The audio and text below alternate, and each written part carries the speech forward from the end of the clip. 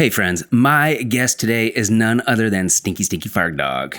This guy has been one of my best friends for about 20 years, maybe even longer. I lived with him multiple times, worked at jobs with him multiple times, and was even at his wedding.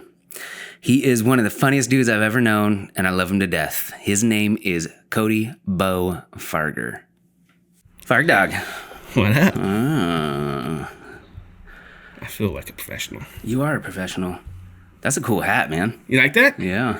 G-spot. G-spot. What does that mean? That's funny. That's fun. Where's that at? How do I find that? That's funny. When I was just downstairs leaking, I was like, what if you going to say something about my hat? You damn right I'm going to. It's my cousin's cabin. We go out there and he calls it the G-spot because the last name's Gray. Oh, so he got it made? Oh, yeah. We have sweaters and shirts and hats. That's a cool hat, man. I want to get one. Just like the Don't Shoot Lion Dewey. Don't Shoot Lion Dewey. I still have that hat. It's in my... where is that hat? I still have it somewhere. You're supposed to give it to me. Was I? Yeah. Well. And now it's documented. All over the internet. Yeah. No, that's a cool one. Don't Shoot Lion Dewey. Don't Shoot Lion Dewey. Britton was him for Halloween. Who? Britton. Oh, really? He dressed up like Recently? Lion Dewey. No, fucking way back in the day when we used to do Halloween parties, dress-up parties. Yeah. I think it might have been the 80s party at my house on 113th. Mm-hmm. Yeah, I went through pictures of that the other day, and there are so many people there that I didn't remember being there. That's when I think that's when Jimmy smashed the TV with the golf club. Yeah, it was. You got super pissed. Yeah, and then I was walking to the bathroom, and I was walking out of the bathroom, and your brother's walking to the bathroom. He's like, "Don't go out there, dude." And I go, "What the fuck?" And I go out, and there's cake and champagne and shit everywhere, and I lost my mind. It kind of snowballed. It was a pretty bad snowball. It was a good party, though. Yeah, it was a really good party. That was like top 5 parties I've ever been to. I love that house. That house was so cool. You ever drive by it? Yeah, I was down there the other day. Yeah? Just go by it. Yeah. No, I go by it once in a while when I'm down in that area. I just don't go down to Vision anymore. That street pisses me off because there is a speed trap on 135th or something in Division, and there's cameras from both directions, and it's like a 30, but you want to go 45 through it. Oh, yeah. So you roll through it, and they take your photo, and then they send it to you. They've gotten me twice in the last 3 years. So I stopped driving down that street. I've had it. There's one on Airport Way, and I got dinged. It flashed me, but I never got the ticket. Really? I think I was in a company vehicle though. That's probably why. So. Yeah, when I lived in Phoenix, I drove through one of those, and they sent it to my parents' house because that's where they thought I lived. And my dad was like, I got this thing from the DMV, blah, blah, blah. I was like, don't open it. Don't open it. We'll pretend it didn't happen. He's like, I got to open it. So he opened it up, and sure enough, there's my little face right next to the thing. That's awesome. $300 ticket or whatever. Those things are ridiculous. Yeah. There was up in Longview, when I installed cable up there, there was a school zone, and it would get you, dude, it got our guys a dozen times, but it was set. It was even in the newspaper up there. It was set at like 17 miles an hour instead of 20. Mm-hmm. So even though you're going 20, the speed limit was 17? The cameras were set off. Oh. So the speed limit was 20, school zone, but they had set it so it was lower on the cameras. So you'd be going 22, and it would ding you. Uh-huh. So, and it was a huge deal in the newspapers. Well, yeah, if you get a speeding ticket in a school zone, it's double. Yeah. And we were getting almost one a week with our guys going through there. If you get a ticket in a company vehicle, does the company have to pay for it? No. It's basically like you're driving your own car. Yeah. Yeah. It still goes on your record. I got one doing a U-turn. I was in Vancouver. I'd never been over here. And I was lost, and I flipped the U-turn and fucking cop. Boop, boop. Boop. Yeah, did I tell you I got pulled over in the Dalles? I went there. It was I can't remember if it was last summer or the one before, but the cop was way in front of me, and I was speeding. I was going fast, dude. I was probably going 80, 85, you know? Damn. Just cruising. I was trying to get there because I was going to see I was going to drink beers with Irby, just like hang out with him for the day or whatever. And so I came around that final corner after Rowena, and I could see he was like a mile in front of me. So I was like, "There's no way this guy, he's gone." Okay, and he got off the off ramp, that first exit of the Dalles, and waited for me. And I slowed down, and then he got back on behind me and flashed the lights and pulled up behind me. And I was like, "Was he a stater?" Yeah. I think they have radars in front and back. That's what he said. He pulled me over, and okay, so here's what happened. I kept going down, and then I took that right turn to pull off of the one that's kind of near Denny's. You know, you pull down in there, and Denny's is like straight in front of you. I pulled into there. He got out of his car with his hand on the gun. Jesus. Yeah, I was like, what the fuck is going on? And he walked up next to me, and he's like, license and registration. Why did it take you so long to pull over? And I was like, I was just trying to get off the freeway. I thought I was helping you out. And he's like, no. If you ever see the lights flashing, you pull over immediately. Oh, Jesus. I was like, I thought it would be safer for you if you weren't standing on the freeway. And he's like, no, we're in a much more dangerous spot right now. And so he wanted to write me a ticket for that. But he wrote me a ticket for speeding. And then he wrote me a ticket he asked for my license. And I had moved here from the house, and I hadn't updated the DMV, so my address was wrong. So he wrote me a ticket for that too. So it was like $500 worth of tickets. And I asked him, or he said, do you know why I pulled you over? And I go, no. Why did you pull me over? And he goes, you're speeding. And I go, how do you know that? You were a mile in front of me. He goes, my radar got you. And that's when I was like, how could you have radar if you're a mile in front of me? That happened to me. I was going to a funeral in Maupin for Danny. And my dad's down, and he's like, hey, yeah, watch, there's a lot of cops. And I was like, whatever, Dad, I'm going to go like 80. Sure as shit, I'm going 80. Right when you're in Ty Valley, where you turn to go to the fair. Yeah. And a fucking stater's coming at me. Flips around, pulls me over, gave me like a $350 ticket, told me that he caught me on his front radar. He said that word? He said front? Yeah, the front-facing radar. And we were really lucky because me and my brother were going to drink. We had a 6-pack, and we were going to drink beers on the way there. And I was like, oh, maybe not. Maybe I shouldn't. And sure shit, got pulled over going the exact speed limit I told my dad I was going to do. And he's like, don't do it. There's a lot of cops in there. And I'm like, it's Ty Valley, man. It, Cody. And sure shit.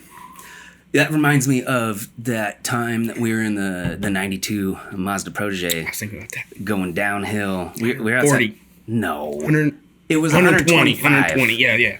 But I tell that story to people, and I'm like, the whole car was shaking, man. I thought we were going to die. The CVC joints are out. We just dropped my mom off at Pine Hollow to go camping or something. And we were driving back and going downhill. What about coming back from Boise or somewhere in Idaho from seeing your family friends? And we had Matto in the back. And we're passing the car and the semi's coming. And we fucking... And we sat there staring, both of us, quiet, not saying anything. Not saying anything. And we both look at each other. Are we dead? We can be dead right now. We don't even know it. That was crazy. Yeah. It's amazing they let kids drive. Dude. You know how many stupid things and cars I crashed before the age of like 21? That 5 years, I don't know why they let kids drive. Why 16 is so young. Yeah. All you do is dumb stuff. Shannon can drive. He just turned 15. Really? He get his he gets permit. A permit, yeah. That's nutty. Yeah. I don't know. I don't know either. I don't like it. I don't like it one bit. I was thinking before you got here how I wanted to talk about just like meeting you and then going to hang out at your house and stuff and getting introduced to everybody in your family. And so going over to the yellow house, and you walk in the front door, and then there's Grandpa Bo chilling on the couch. Same spot every day. Every day. He lived on that couch. Till he died. You come in and he's got fat stack of Playboys next to him. the lamp sat on a table that had a opening. There was no drawers, so you could just see the fucking stack of Playboys. He had a stack. And we caught him a few times. Walk out and he'd be fucking looking at Playboys. And yep. He was cool, man. He was a grumpy bastard, but man, he was cool. Right before he died, I was over there. My dad's in Canada, hanging out with his woman, and so I would stay and kind of take care of my grandpa. And I came in and make him a fried egg sandwich because he loved fried egg sandwiches. And for some reason, I just did him the best. I don't know how you can fuck up a fried egg sandwich, but came in, sat down. He goes, "Oh, you can't sit there. That's where the little boy sits." Grandpa, what are you talking about? And he starts talking about bears walking around and little boys, and he started asking me what fucking cabin I slept on the ship. Like, he was losing it. Mm-hmm. And that was probably, I don't know, within a couple months of before he died. So I think he was slowly like... Did he have dementia? No. He had lung cancer and emphysema. And then he ended up dying from heart failure or something. Did he just fall asleep? No, they took him to the hospital, and they told my daddy he was going to be cool, because my dad was going to go see him, go up there, and they told him he'd be, no, you can come tomorrow. Well, he ended up dying that night, and the fucking doctors told him, I did go up there one time, and there was his blood pressure medicine. If you gave him a full pill instead of a half, he'd hallucinate. It was like doing acid? Yeah, dude. We went to the hospital, and I went to see him with my dad, and they had him strapped to the bed, and he's going on about having to feed the chickens with Bernice, and we're like, Bernice has been dead 20 years, and you don't got no fucking chickens, Grandpa. And my dad's like, what did you guys give him all of whatever pill it's called? And they're like, yeah, we gave him a full one. Like, you can't give him a full one. That's why he's freaking out. Why can't they just make the pill half the size? I don't know. This was 30 years ago, I guess. I don't know. Yeah. It wasn't that long. Dude, we've been out of school 20. What year did he die? I don't know. Right. He died. We graduated high school and he was still alive, didn't we? He died in, I think, 2003. It's really weird because my grandma died on December. I'm going to fuck the dates up, but it's pretty good. But it's like December 22nd. Mm-hmm. He died on like December 19th. My dad died on December 25th. And so their whole family's gone. My aunt passed too. And I looked up her date and it was like July or something. So I was like, man, if they all would have died in December right by Christmas, that'd be fucking weird. That would be weird. You have to watch yourself around the holidays, Fargher. Dude, right? Yeah, that was a shitty deal. He was a cool guy, and I remember going over there, and you go in there, and he's just chilling on the couch, and he was always watching... Game show. Was it Game Show? Bo? Yeah. Oh, yeah, Game Show Network. Yeah. Or news. It was always... I couldn't remember that portion, but I just remember it was always something like... I was like, why wouldn't you watch something different? Dude, that's all he fucking... Like such a waste of time. And he would drink like fucking 15 cups of coffee a day. Really? That all day long, that's all he'd drink. He'd have a water, or not orange juice, and then coffee. Well, he was like 4'11", 87 pounds. He was just a little dude. He was taller than that. He seemed pretty small. He probably, lost some height over the years by the time he got to the end. But I don't think he trusted me at first, but then when I started coming around more often, he kind of knew that like I was cool, yeah, he'd live on that couch. I mean, he slept there. Yeah. Yeah. It sucked. He liked it though. Yeah. He was around his boy and he was around his grandkids. Like that. I mean, I'm not old, so I don't know, but it seems like that's what you would want to have when you get to that age. Like most people end up in a home and they don't ever see anybody. And he got to hang out with you guys every day. See you every day coming home from school. He drove me. I don't know what happened to you. You were sick or something. But we had baseball practice right down the street at the field, whatever that field was called. Kramer? What was the one just right down the street from you? Like blocks away. It was Kramer. Was it Kramer? Yeah. I forget what it's called. That Babe Ruth field. We go back way in. Yeah, exactly. Just right down 10th, right? Yeah. That's what street you lived on? Yeah, so he You were sick and you couldn't go and I don't know why I was at your house with you if you were sick, but he was going to drive me to practice. And he could barely see over the steering wheel, man. Dude, he would hit the curb all the fucking time. He scared the shit out of me, dude. He only had to drive me like 3 or 4 blocks, and I was like, am I going to die today, man? I don't know. Yeah. You remember riding in the Mazda Miata, both of us? In the green one? Yeah. Oh, with yeah. the chick you had the crush on? I remember. That was fun. That was you cool. You smashed up in that little tiny car. You and I had to sit in the passenger seat because there was only 2 seats. Mm-hmm. That was a weird car because like it had like panels like this big that you would take off and put in the trunk. Oh yeah. They didn't like recess into something, like you physically took them out. Right. Yeah. To make it a sunroof, or I mean a Corvette. Corvette. What the fuck is it? Sunroof. Yeah. Not sunroof. Sunroof's convertible. Convertible. Yes. Jesus. Yeah. Edit that shit. Yeah. No, I remember cruising in that car. Yeah, that was fun. That was our freshman baseball. That was probably one of the funner years of baseball. Was freshman year. That was the best year. I was talking to Roland. I know he was. I was talking about Coach Little. that He's like 7 foot tall, 340 pounds of muscle, and he looked like he had an IQ of 20. Dude, he was my lineman coach when I played football, and running into him was like running into a fucking wall. He was a serious. He wouldn't move, dude. But he was so cool. So he was super cool. So Roland told me when we did an episode, he told me that he was farm league. I forget now. He didn't quite make it to pro, but he was as close as you can get to pro without being pro for, I fucking can't remember what team it was.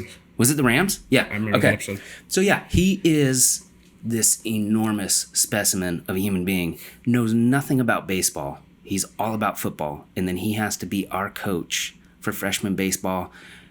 And most of the kids on the team knew more than he did. Yeah, I don't know how well we did that year, but I feel like we did pretty well. That was at the end when, like you and I would play catch and I'd throw the ball and it'd hit the ground like 10 feet in front of you. We had to do our first week of practice with the varsity guys. And here's Maxwell throwing the ball. We're 10 feet away from each other and you're throwing the ball at the ground. I just went and played catch with Shannon the other day and I did the same thing. Really? Yeah. You're like, oh, fucking Maxwell. Yeah, I was staying. My parents went out of town. They went on vacation or something during that spring training week or whatever it was, where we had to go practice with everybody. And so I would lay in bed at night at this family friend's house, just so stressed out, so full of anxiety because I knew that I'd have to go to baseball practice the next day after school. And dude, I don't know why my arm wouldn't work. I could not fucking throw a baseball to hit somebody in the chest. It was all in your head. I was doing some psychosomatic stuff or something, but you were cool because you would always play catch with me and you knew that something was wrong. But you'd still always play catch with me. And I vividly remember doing some drill one day and I threw a ball from like the third base line and it went way out in right field. And I went running to get it. Like it went over your head or something. And I went to go get it. And one of the coaches was like, "What the hell is going on?" And I'm like, "Sorry, coach, just getting the baseball." He's like, "Why the fuck is it over here?" And I'm like, "I'm sorry, man. I'm just, I'm working on it, okay?" I remember this Babe Ruth. I was at the bat, and I hit it to left field. I think it was more left center. And here's you running towards the fucking foul line. I ran the wrong way. It was a night game, dude. I couldn't see it. Oh man, that was a rough year. And did you play football? I played football in 8th grade, and I was okay. I made some tackles. I don't think I scored any touchdowns, but I had 2 interceptions. I played cornerback. Shit. Yeah, dude. I was okay. I was way better at football than baseball by the end of it. Football was fun. It was rough though, man. Oh man, it's a dangerous sport. Football? Yeah. Just running full speed and smash people. I was a dirtbag though. I would tackle dudes And I don't know what the fuck I was thinking. I'd wear these dumbass pads at my arms, but I'd fucking sit there and uppercut them in their chin. While you were tackling them? I would tackle them, and as I'm at the bottom, they're at the bottom of the pile, I'd be uppercutting them at their chin, or I'd be digging my thumb into their ribs. I was a dirtball.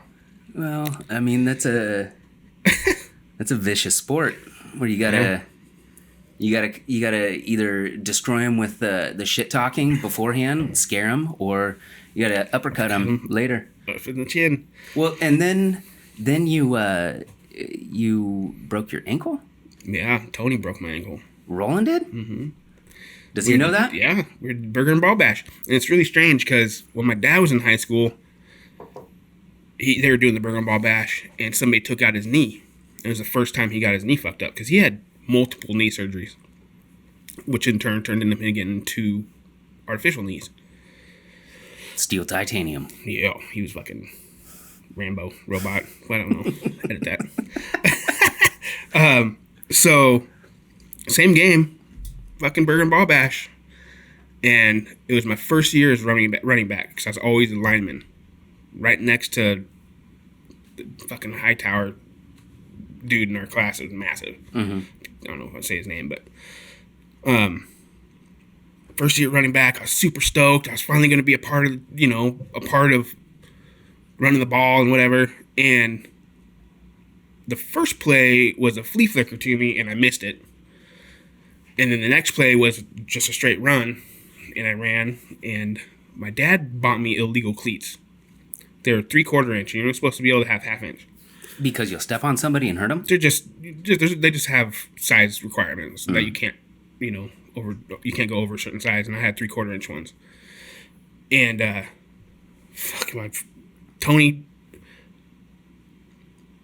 Casey grabbed my foot, and then Tony tackled me from the top, and my foot stayed, and I fell, and it just feels like when you pop a knuckle. That's how it felt like.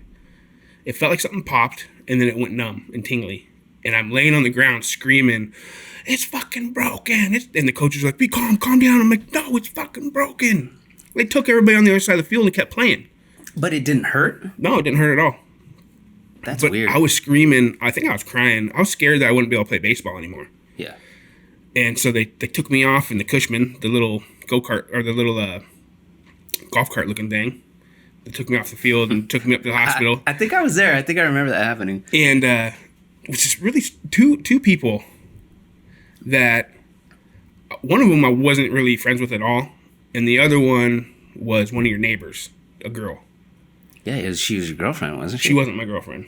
My girlfriend was set the record there. straight. My girlfriend was there, but she didn't even know what happened. Okay, I remember now. But your other neighbor, we used to party at her house. Mm-hmm. Excuse me. She ended up either going up there or riding up there with us. And so did this other dude that I wasn't even really friends with.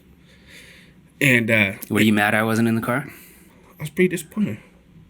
Oh, really? You probably didn't even know. You're probably off chasing around your girlfriend and wearing sweaters with holes in the smoking cigarettes. Yeah. Yeah, and I went up there and the fuckers put me in the bed wheelchair. They're wheeling me through and they smack my foot on the wall. At this point, it's starting to hurt because whatever the natural endorphins are running out. Yeah, the adrenaline.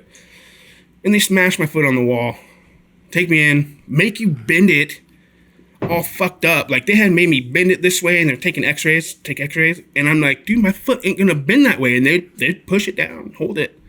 That was the worst part. That was worse than breaking it, was them taking the x-rays. I wonder if they do it differently now. I don't know. It sucked. I've never broken anything.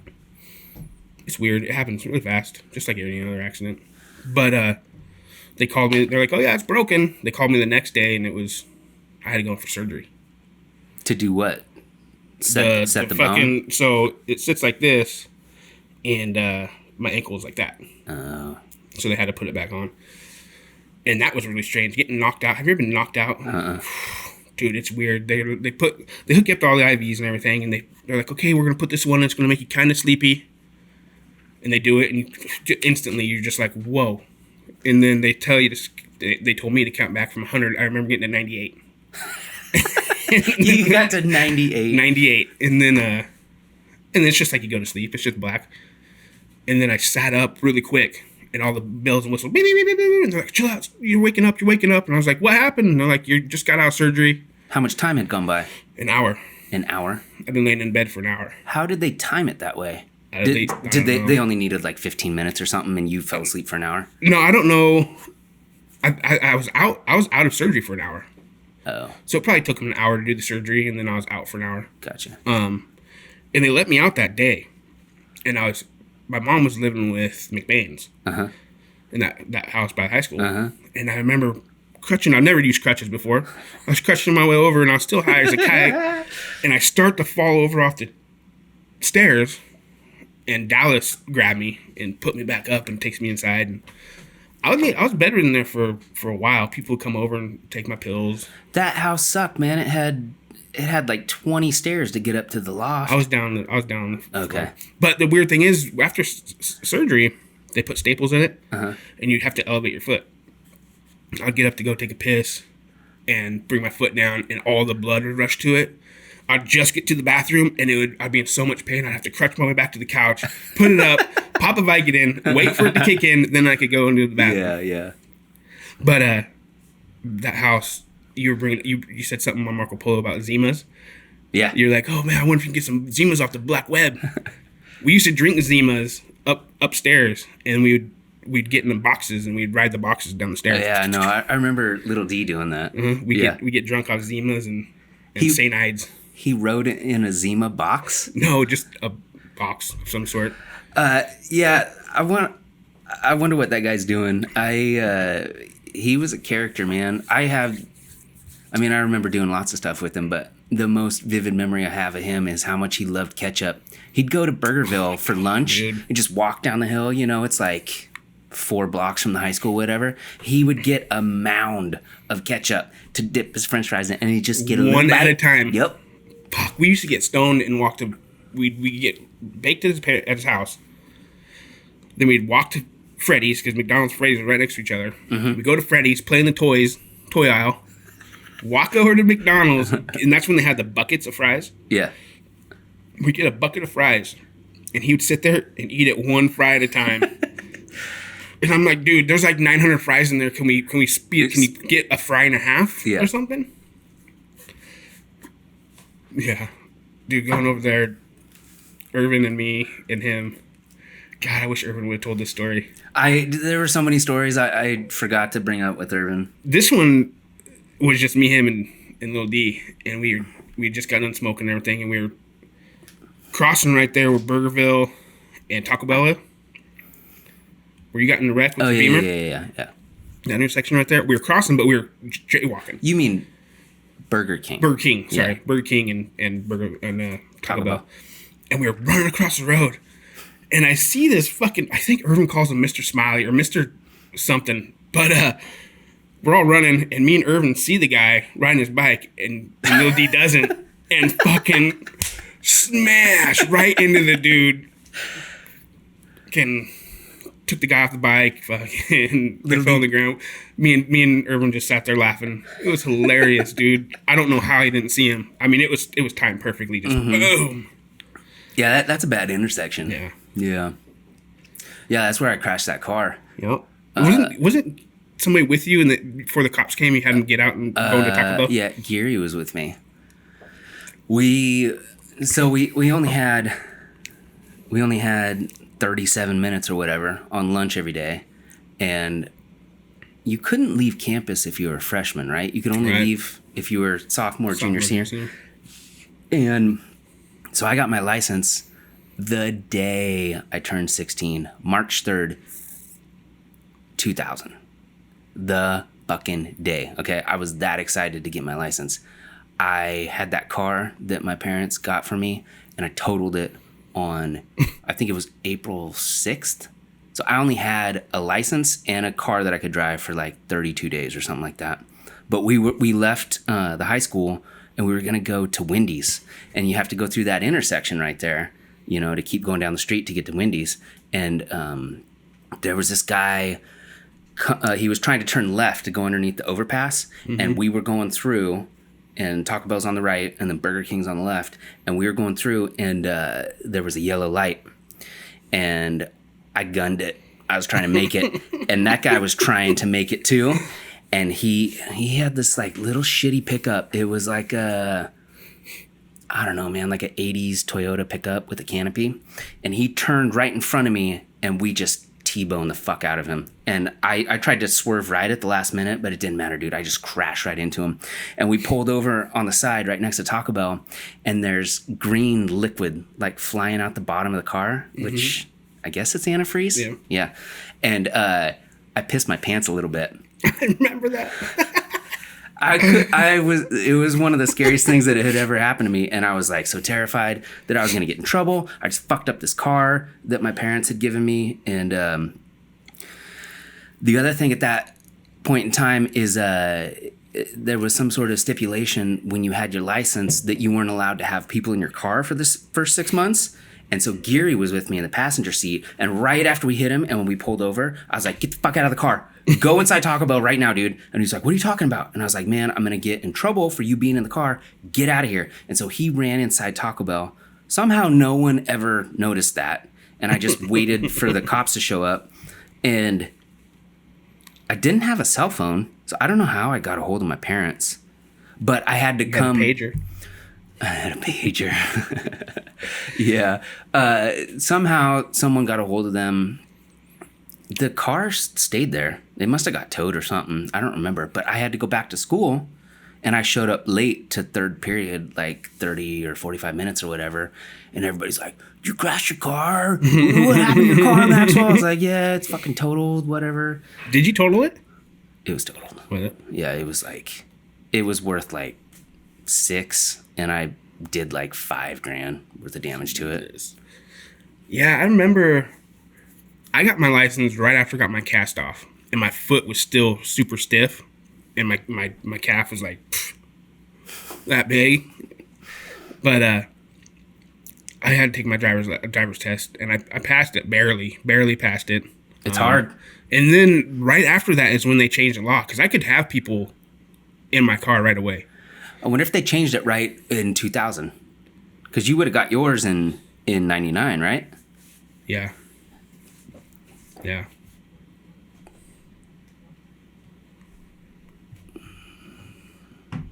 Phone call from the wife. It's all right. Yeah, so I got lucky. You got screwed having to wait 6 months. Well, going back to 16-year-olds shouldn't have cars or driver's licenses. That was the thing. I don't know what you could do better. I don't know if you could like make them drive on a course. I think they have to do. I could be wrong, but I think they have to do some sort of driver's ed now. Well, we had driver's ed, but that was like an elective class that you do, and then you get a certain amount off your fucking insurance. Yeah. But now I think they have. I mean, I could be wrong. I don't have a 16-year-old, but. Yeah, but think about it. Like, if you want to get your pilot's license to fly a helicopter or an airplane, they make you log 200 hours or 500 hours or something before they'll give you the license to fly by yourself. Right. Like, maybe that's what they should do. You need to answer that? We can pause for a second. I'm just going to message her real quick. All right. Yeah, like, I don't know. Maybe that's what they need to do.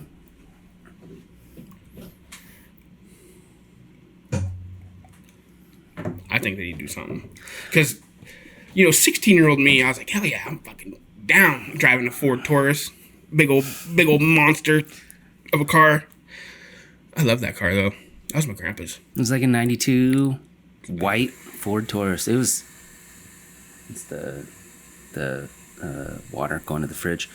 That was almost like a Buick. Not a Buick, but it was like a cruising wagon for older people. You know what I mean? Dude, they're comfortable. It was just like you don't even feel the bumps. It was way 92 Ford Taurus. It was way comfy. But then I got the 92 Mazda Pro. 92 Mazda, dude. That car, with the fucking seatbelts, and they both sides fucking stopped right here, and the cables came out, so I just wrapped the cables around it. I don't think I used the real seatbelts maybe but twice. I would do it when I was driving on the freeway. When we drive to like Portland for a concert or something, I would fucking buckle the bottom one. But in town, I never buckled the bottom. You always just use the top, because that's all cops need to see. Mm-hmm. But that thing was so fucked up. If I got in a wreck, the seatbelt wasn't going to hold me. It was broken. The wires were sticking out, wrapped around the little deal. It seems like such a good idea, but it's so stupid. Dude, way stupid. How many cars have done that before? That's the only one I think I've ever been in. That's the only one I know I've ever been in. It was so weird. And like if it started to do it right when you started the ignition, right? Yeah. Yeah. So yeah, like if your passenger wasn't ready or whatever, you just like... Yeah, I've seen it happen a lot of times, dude. Like, and smash your head up against it. Yeah. But that car was... Dude, there's so many good shit and good memories in that Every car. time I see a blue 92 Mazda Protege, I just like instantly go back in time, man. Dude. Start thinking about all kinds, like smoking cigarettes in your car with the little tiny crack in the window, so you can ash out the side, just flick it right out. All you bastards had so many burns in the back seat from you turds. Not knowing how to smoke a cigarette. Smoking cigarettes in cars is dumb. No matter awesome. What. Well, I mean, it's cool on road trips and stuff, but like I would never smoke cigarettes in my car if it were my car. Right. You know what I mean? Right. I miss smoking cigarettes. I haven't smoked in like 7 years. I haven't had nicotine in 2 or 3. You still got the... I don't vape anymore. You don't vape anymore? Those lungs are clean, Fargher. Clean, bro. Yeah? I don't even put pot down in. I don't even put marijuana in my lungs. You just Dalles? I was going to say H2O. That's not oxygen. That's water. Whatever the thing is for oxygen. That's it, huh? Yep. That's it. That's crazy. It's good. You ever think about like all the different types of cigarettes that we smoked and like all the stages we went through? Dude. You remember smoking Winston's? Yes. Those are my favorite. Oh, those shits are gross, brother. Dude. I loved them. It was cool because nobody else smoked them. Yeah. Everybody smoked Marb Lights. Camels. Turkish Royal? Turkish Gold? Turkish Golds. Whatever the blue pack was. You smoked those for a while. I smoked those for a couple years. But yeah, I think you got me on the Winston Lights. Well, you know who smoked them? Yeah, our friend that. Yeah, yeah. That was the only other person I ever known smoking Winston's. Yeah. And I mean, they're just as expensive as Camels and Marbs. I don't even know why we started smoking those. I don't think it was till I worked at the gas station that I started smoking those cigarettes. But you remember Freddy's when the cigarettes were still out? Yeah, they're on a little kiosk in the middle of the fucking aisle. We would fucking shove them. Yeah. No, I talked about that on a different podcast where one of your girlfriends would go in with her purse. Just load stuff. She would get the 25s. The 25 packs. Yeah. She told me she almost got caught one time. She looked at the guy, dropped him, and then just kicked him under the shelves, kicked him there. And this. Dude, they don't bust you for smoking for stealing. They'll make it known that they're there, but they won't do anything. There was a kid that was notorious for coming and stealing. He was like 14 years old, and I just wanted to bust him because I hated it, even though I stole cigarettes. You talking about when we worked there? Yeah. Yeah. I fucking hated the fact that he was getting away with it all the time. And so he came in one day, and I went into the cooler, the produce cooler, and I'm looking through the window. You can see the kiosk in the middle. And sure as shit, he grabs a couple, and I call up the PIC. It was that one chick that had the mullet. You remember her? I can't remember her name. But I called her up. Chick that had the mullet. I called her up, and I was like, dude, this dude's stealing cigarettes. And they're like, there's nothing we can do about it. And I was like, I'm watching him right now do it. And they're like, just let him go. There's nothing we can do. And I was like, you gotta be kidding me. Yeah, because they get sued, right? If they follow you or whatever, and they no, I don't think they get sued, but I think big tobacco probably pays off. It's not worth getting hurt over a 14-year-old kid stealing a pack of cigarettes. Fuck, one of our close friends stole a 6-pack of soda, and the PIC Mitch, remember him? Fucking, he used to make us do his fucking job, the end caps. Yeah, I remember him. He calls me on the phone and he's like, hey, somebody's stealing. When I tell you to run after him, you got to run after him. And I was like, what? Okay. That's not my job. So Mitch. I did. And then I see everybody running, so I'm running after him. I don't know who I'm chasing. It turned out to be a close friend of ours, his younger brother. We used to party at their cabin all the time. I know who it is. Yeah, we used to party at their house all the time up on... at the A-frame? Yeah. Okay. You know who I'm talking about now? Mm-hmm. Yeah. It was you had to chase him? I had to chase him down, and I got up to him, and I'm like... They'd already caught him. And I was like, what the fuck, dude? And he's like, it was a 6-pack of soda. And I was like, so now you're going to get pulled in there and get a fucking ticket for a 6-pack of soda. Well, what? They shouldn't have me do that anyway. No. I was fucking 16. They can't have me doing that shit. No, you shouldn't be doing that. That's why they have loss prevention people there to do it. Yeah, the douchebags that got me and you that day. Mm-hmm. No, that just reminds me of when you and I worked there at that Freddy's. We were only like 15 or 16. I was driving, so I was 16. 16? Yeah, I was driving too, so I was 16. You had the bug. I had the bug, that yellow bug. That was a cool car. Yeah, we'd go out there and we'd clean the bottle machines and, wipe them down, get them all ready to go. And then at the end of the night, you had that huge bucket that had the plastic bag in it. And you'd take the bag or the bucket out there and replace it, for all the garbage that people would throw in there after they recycled their cans. And I learned this method from a different one of our friends who worked there as well. You know who I'm talking about? Mm-hmm. And he said if you just put something underneath the bag, when you push it out, then you can go back later and take it out. And so I was like, hey, Fart Dog, this is where it's at, man. Like, grab a 6-pack or 2 or 7 or whatever, put it inside that bin, cover it with the plastic bag, push it out to the can return, and then we'll go back after we clock out at 10 or 11 or whatever it was, and we'll get that fucking beer, man. And so you load it up and go out there, get us a couple 6-packs. You bring them back to your mom's house. There's one 6-pack of McTarnahan's. It was Michelob, some fucking, yeah.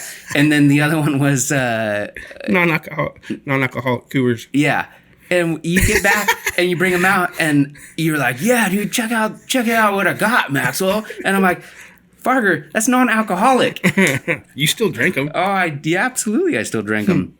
I cut my some part of my hand trying because they weren't twist. I had to pop them off with some knife or something, and I cut the shit out of my hand trying to drink that.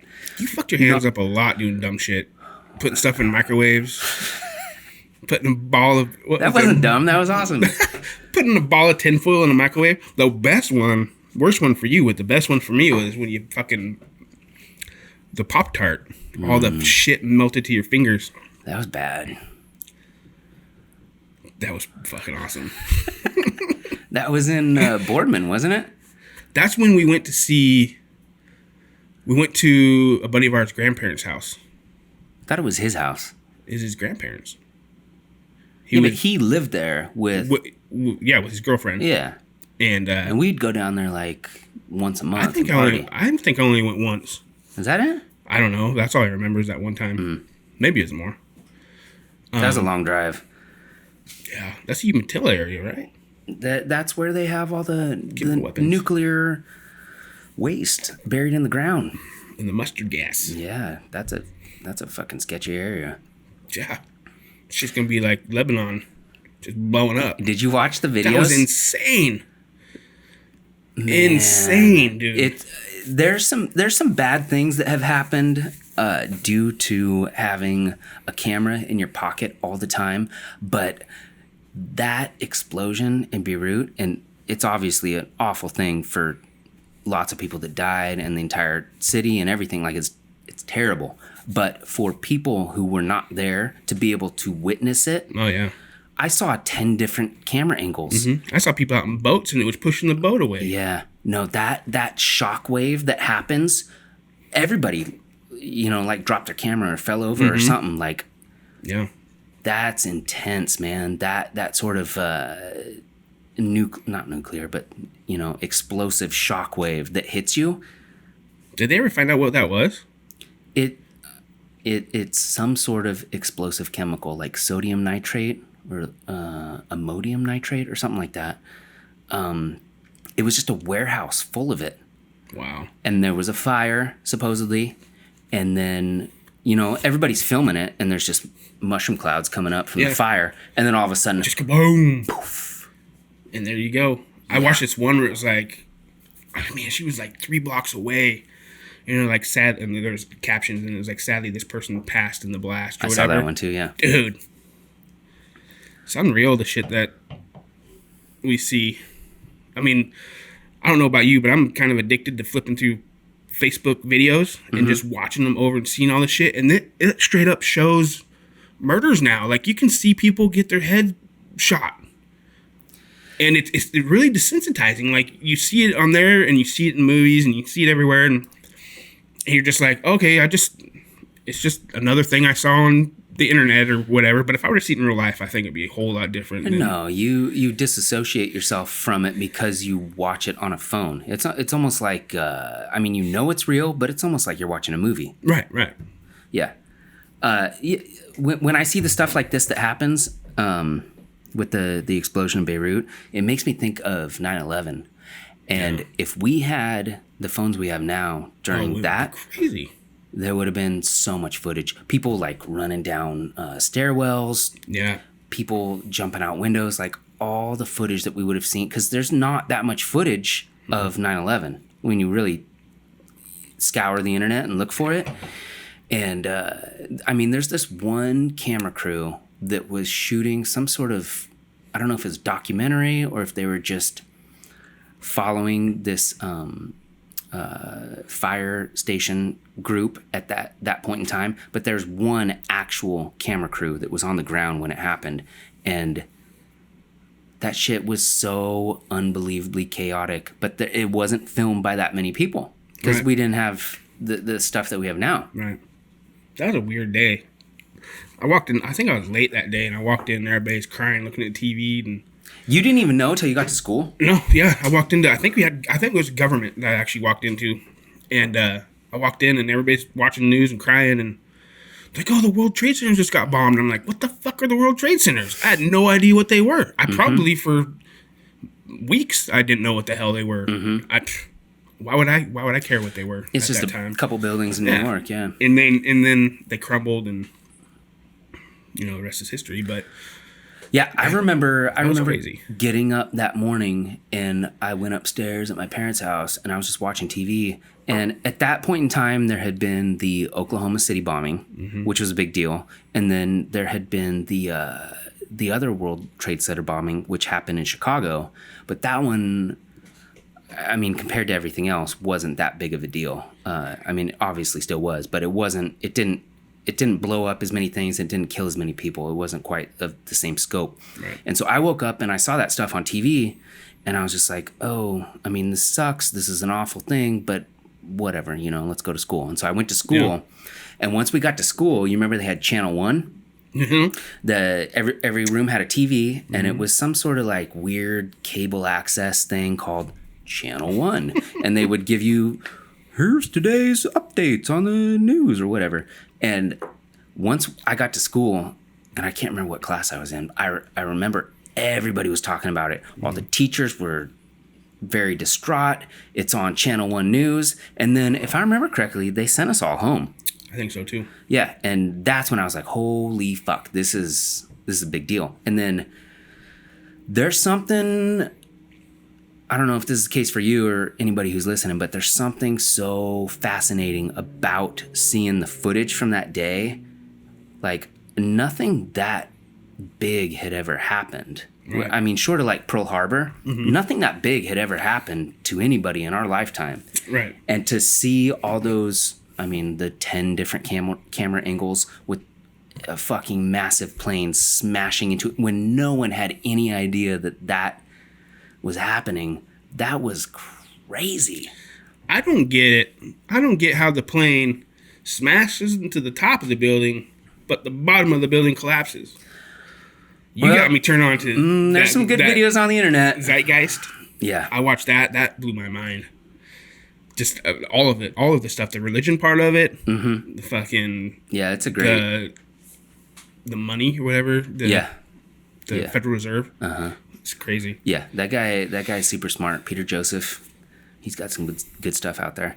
Yeah, there's there's a lot of conspiracy theories about 9/11 for sure, and that's what they are. They're conspiracies. Like, no one can prove it, obviously, but Right. if you watch that stuff, it's very convincing that something else was happening. Mm-hmm. I mean, there was so much for so many people to gain from an event like that. And the argument against it is like, could the U.S. government under George Bush at that time have been capable of planning something like that and executing it? And maybe not. Maybe that's a lot of different pieces to put into play. But maybe they had some sort of idea that something was about to happen, and they're like, let's just see. Let's let it play out. Let's just see what happens. And it was beneficial to a lot of people. Well, how does a building that's 3 blocks away crumble? Building 7 or whatever wasn't even anywhere near it. No, Building 7 was across the street, and it had a fire, but it crumbled. It disintegrated and fell to the ground. And that building was filled with documents that housed all sorts of secrets. So that's the part where it's like, what are we talking about here? Because I don't know how jet fuel works and how it can cause steel to melt. But when you have a building that just has a fire 10 or 12 stories up or whatever, and it completely crashes to the ground, that's sketchy. Mm-hmm. Like something's going on. Or if it's not, like, how do you explain that? What about the video of the Pentagon getting hit? There's no plane crashing into the Pentagon. Is there? There's you know how you see the plane actually physically smash into the World Trade Centers? Mm-hmm. There's no video of the plane smashing into the Pentagon. Really? I could be wrong. I don't know enough about the Pentagon part. We might have to edit that out because I could be wrong, but I feel like I'm right on that one. I got hardcore into this stuff like 10 years ago, and I haven't watched it enough recently to be like a real expert on any of it. But basically, the whole thing is weird. Yeah. And, I mean, it's just like what's going on right now. It could be proven, but nothing's going to happen. Just like the shit that's going on in our world right now. Everything's just blatantly in the open, how corrupt things are and people are. And it's just, we'll try to sue or we'll try to do this, but I'm not going to get nothing out of it. Yeah, it's weird because there's too much money. Well, the internet's cool because it connected everybody and it allowed people to share information and share ideas. But for as many things there are that are true, there are that many that are false. Right. And you can't differentiate between the two. There's so much shit. Like, I've had this conversation with 100 different people. Like, I don't know what's true. Yeah. There's so many different aspects, so many different biases coming from different directions. You don't know. Mm-hmm. It's crazy. Oh well, fuck it. Oh well. It was simpler. It was simpler back in the day. It was so much simpler, dude. When there was no camera phones and internet at your fingertips, when you actually had to look through the Rolodex to find a book, you know. We were up camping at Lost Lake last weekend. And we're just sitting around the campfire talking about stuff. And we're like, oh, yeah, and when JFK was in office, what year was that? And we all look around at each other, and we're like, fuck, we can't look it up. None of us had any service. So everything we were talking about, we couldn't check. Mm-hmm. And it was crazy. Dude, that happened Monday. I took Ava and Adeline to the mall, Vancouver Mall. And we come walking out of the bathroom and they have a payphone stuck in the wall right there. He was like, what is that? And I was like, that's a payphone. And she goes, what is it for? What does that mean? And I was like, that's how you used to make phone calls. Yeah. You know, if I needed to call you or your mom or whatever, I couldn't just pick a phone out of my pocket. You had to find one of those, stick quarters in it, and that's how you made your phone calls. Mm-hmm. Oh my God, that's so crazy. Yeah, dude. Anytime I watch a movie with the kids and it's pre like 2002, 2005 or whatever, and somebody picks up a landline at home and it's a cordless phone, they're always like, that's a weird looking phone. And I'm like, yeah, that's what it was. And I've tried to explain to them like the whole crazy aspect of your phone number 541-298-1875. Yes. Why do I know that? I don't know, but I know it. Okay. Because I had to memorize it. Okay. That was your phone number. Back in the day, if I'm hanging out at my house, 296-3805. That was yours. Why do I not know mine, but I know yours? Because I never had to call me. 296-3805. 296-3805. And there's no 54. Well, you didn't have to put an area code. No, you don't have to put the area code like in. now, you associate the area code with 503-847, blah, blah, blah. Yeah, but I go home at my house. I get off the school bus, whatever. I'm watching TRL with Carson Daly. They're talking about Britney Spears and Justin Timberlake, whatever. Mine was the country station. I wanted to talk about that too. But I pick up the phone, landline, and I dial 298-1875. Yeah. Grandpa Bo picks up. Yeah. No, Cody's not here. And I go, well, where's he at? I don't know. You know? If you weren't there to answer the phone, I didn't know where you were. Okay? And so you and I are supposed to meet at the movie theater at 5:00. You're either there at 5:00 or you're not. All right. I have no idea. Yeah. That shit was cool. It was cool. It's good now for some reasons, but it creates anxiety too, because if you forget your phone at home. Well, that too. But like if I text you, like you and I are hanging out today, whatever. Like if I text you and I'm like, hey, what time are you coming over? And you don't respond to me for an hour or two, I'm like, what's he doing? Why didn't he answer me? What's going? You know? You sent me that shit before where I didn't answer right away, and you're like, okay, fine, fuck you then. I'm like, dude, I was outside in the garden or something. I just got the fucking phone. Yeah, it's weird. It changes your whole perception and what you expect from people. And if you send a message to somebody, and the other thing is that you can tell whether or not somebody has read that message. Mm-hmm. And if they've read the message and they haven't sent anything back, you're like, oh, well, fuck me. They hate me. They don't want to hang out with me anymore. They hate, you just like spiral. Yeah. Yeah. It's weird. It's weird, but it's where we're at. Yeah. And it's just going to get worse or better. I don't know. It is going to get worse in some ways, and it'll get better in some ways. Eventually, you will just communicate via. I've read some shit where you will just think things, and other people will receive them. That's fucked. Because what if I think some inappropriate shit? You do. We all do, okay? And, so I don't know how you filter that. I don't know how you send that one message to your girlfriend or your wife that, I love you, I will be home at 5:00 for dinner. When over here you're thinking about, how does a sail on a boat work? Right. You know what I mean? Like, how do you filter? Jesus. What temperature do I cook the French fries for dinner tonight? I don't know. I don't know if we could get to that, dude. We will.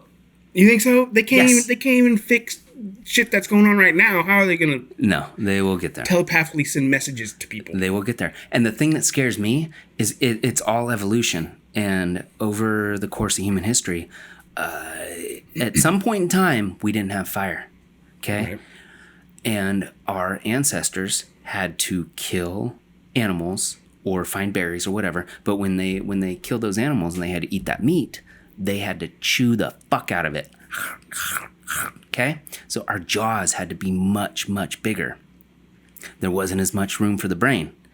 Once we figured out fire, we could cook the meat, and then it wasn't as difficult to chew it. So our jaws got smaller, and then our brains could expand. So then we became smarter because our brains were bigger, and we could fill that space with different things. So fire advanced us in a different way that we couldn't even comprehend. And no one even realized it. And now we're at a spot where we are going to advance in a different way. Okay? Maybe we're going to develop some sort of technology where I don't have to talk to you right now. What if we have this conversation right now and my mouth is not moving and I'm not saying anything? It's just... Okay, that's cool. Podcasts don't work no more. Podcasts don't. I'm fucked. That's cool, but if we don't need our mouth to communicate, and you can hear everything that I'm thinking. Maybe I'm like, I told him earlier that his hat was cool, but I really think it's fucking stupid. Mm-hmm. You know what I mean? You know?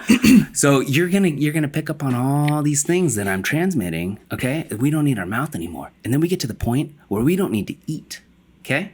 We get some sort of vitamin injection in our arm. We don't need to eat. Dude, eating food is one of the best things that humans have ever figured out. Obviously. It's awesome. I love it. The thing that scares me, and I don't know if it'll happen in your lifetime, in my lifetime, but the things that scare me is that we will no longer talk, we will no longer need to eat food, and we will no longer need to have sex to reproduce. We eliminate those three things. That's the best part of being a human. Right. Is talking to a person, eating food, and having sex. Okay? That's like the human experience. And if that disappears, which it will at some point, then what do you do? What do you replace sitting down at a restaurant with your friends and having drinks and talking and eating food? What do you replace that with? What else are you going to do? Jack off. A lot. It doesn't matter. No. You won't need to do that anymore. All right. You won't have that urge because all of human civilization will figure out how to we will figure out how to create new humans without that portion. I could see that one and the no eating one happening in our lifetime, but the no talking one, I mean, we're still going to talk to your family and friends, and you'll meet up and still have drinks. Even if you're jamming it in your vein, you're still going to be drunk, you know? What if that was an experience, though? What if you didn't have to drink this anymore? You could just push a button on your face and you instantly feel what 4 drinks is like. God, I love that. I hate drinking, dude. I'm to the point now, like, I drank last night. I had maybe 3 beers. Mm-hmm. I fucking hate drinking anymore. But I like being drunk. It's a good feeling, but you have to deal with the hangover. What if hangovers didn't exist? Oh, I'd be a full-blown alcoholic. Think how many people would be. Okay. I'm already worried about how I'm going to feel tomorrow. Like, sitting here like, fuck, dude, I'm going to... This is something I've been thinking about a lot recently because I drink a lot and I eat food and I smoke cigarettes occasionally. What if... Have you ever seen the movie In Time with Justin Timberlake? Where he's got the readout on his arm, mm-hmm. and you basically get paid in time. Mm-hmm. You go to your employer and you work an entire day and you get 1 day of life. So all the poor people have like 2 days to live, okay? And it counts down on your arm. And if you hit 0, you're fucking dead, okay? All the rich people have like 1,000 years, and you get to live at that. Your physical appearance is that of a 25-year-old, okay? So like. Basically the best you ever look is when you're 22, 25, whatever. Okay, so what I've been thinking about recently is what if somehow when you're born, you were given 100 years and you have the option every time you go to McDonald's and you get a soda pop, that takes 7 minutes off your life. Or you go buy a pack of Marlboros and you go smoke a cigarette on your back porch, that takes 10 minutes off your life. What do you change? What would you change about your life if you could see those activities eliminating time? I'd change a lot. Would you? Fuck yeah. Yeah, because I'd much rather be alive. So I smoked for 14 years. That'd be years off my life. Because you think about it, on a normal day, I'd smoke half a pack. On a day when I was doing cable, it was close to a pack. But if I was drinking that night, I'd smoke that full pack plus another half a pack. You know? And that's every single day for 14 years. That's a lot of time. 10 minutes a cigarette. But was it worth it? Did you enjoy those cigarettes? Well, yeah, but not more than 10 years of life. But that's the thing is like... What's better? Like if somehow going to a water park and going down a water slide takes an hour off your life, is it worth it? Because water parks are badass. Yeah. What if having sex takes 30 minutes off your life? Would you stop having sex? See, now you're ruining it. You know what I mean? Like everything has the capability of lowering your life expectancy. What if having sex adds a minute? Then people be banging all over the world. Okay? I'd be Ron Jeremying it up everywhere. It's crazy. Like, you don't know what is going to affect your life. And, dude, I had to go to a memorial the other day for work. And this poor girl was 30 years old. She just died in her sleep. And I never heard the exact reason why. But she was young. She was fit. She was happy. She was healthy. As far as I know, she wasn't doing a bunch of drugs, whatever. She just went to bed one night and she didn't wake up. Wow. 30 years old. And you knew her? No. It was just a thing that we were doing for work. Oh. You can't prepare yourself for that. You can't. I mean, I hope you and I live to 80 or 90 or 100 or whatever, but we could both die tonight. Like, who knows? You don't have any control over any of that. And I'm wondering if, like, in the future, maybe somehow you get those options. But it's like I don't know that I would take away those experiences if I lose 10 years because I drive a car, I'll drive a car, whatever. If you get to live longer because you never drive, then that could be an option. Right. You know what I mean? Or maybe, okay, here's the best option for me because I fucking love pizza. Okay? Let's say if I ate a pizza every day of my life, I only get to make it to 60. If I never have a pizza ever, I get to go to 120. I'd rather live to 60 and die because pizza is delicious. We're going to get some in about an hour. Okay? You know what I mean? Like, where's the trade-off? I see what you're saying. What are you gonna do? What are you gonna do? You can live it up. You can smoke cigarettes for 14 years and then vape for a while and then wear a badass G-spot hat. Okay. G-spot. Maybe you're gonna live to 72. Maybe if you never smoked a cigarette, you'd live to 92. Are those last 20 years really fucking worth it? I don't know. I don't either. I don't see us seeing that in our lifetime though. No. No. Fuck no. They might be able to. I mean, they're already. I mean, maybe.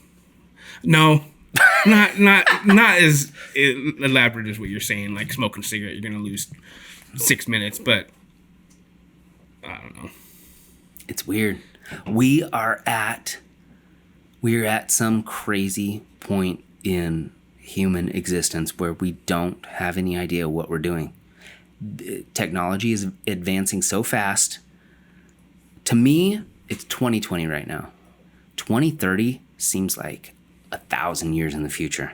2050 seems like 1,000,000 years in the future. No one, I don't give a fuck who you are, no one can predict what 2050 is going to look like. You go back and you watch Back to the Future, Michael J. Fox, okay? Michael J. Fox. You go back and watch that, 1985. They thought we were going to have flying cars in 2015. They thought they were going to have Jaws holograms coming out of the building and eating you on the side of the street, okay? That'd been cool. That would have been cool. We could probably do that. Somebody should figure it out. They thought they were going to have Nikes that you put your foot in and... They do. After that movie, yeah. A fucking jacket, if it gets wet, it just blows, dries itself off. Hoverboards, that'd be cool.